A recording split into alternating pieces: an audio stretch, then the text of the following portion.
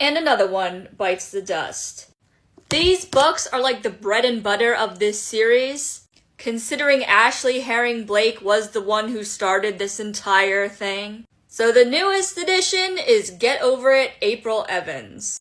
It feels like a year ago that I read Ramona, which is funny because a year ago I hadn't even read like a single book.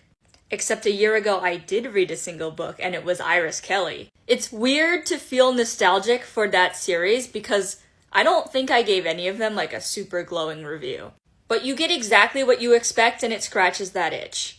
This book, on the other hand, I think was actually better than all of them combined. Maybe not combined, but definitely better than all of them. This is only the second book of this series, the Clover Lake series, but I can already tell that they're spending a lot more time with the characters from the other books. In the Bright Falls series, the other characters that had their own books made like cameo appearances. This one, good and truly, still had Ramona in it. It was still a cameo, but she was like there. And they talked to each other, which is something that I can say more than the other series. Like, you knew that they were still there, but like, they didn't interact with each other after that. And not only that, but I also think that you get the end of Ramona's story in this book, and the beginning of Sasha's story, who's the next one. So, kudos to that.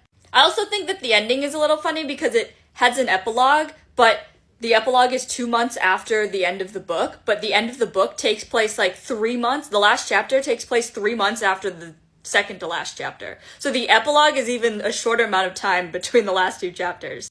Not that it matters. Another fun part of this book is that it is the most kinky out of all of them. I guess I've just been reading fanfiction for too long and I'm not surprised by anything, but actually finding like BDSM parties in a printed book, well, that still can surprise me.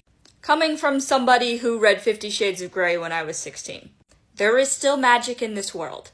I didn't think the characters were exceptional, but the story and the way that they interacted was pretty good. Which is honestly very surprising coming from me, because I'm the kind of person that will rate a book a 5 based on one character alone. Looking at you, written in the stars.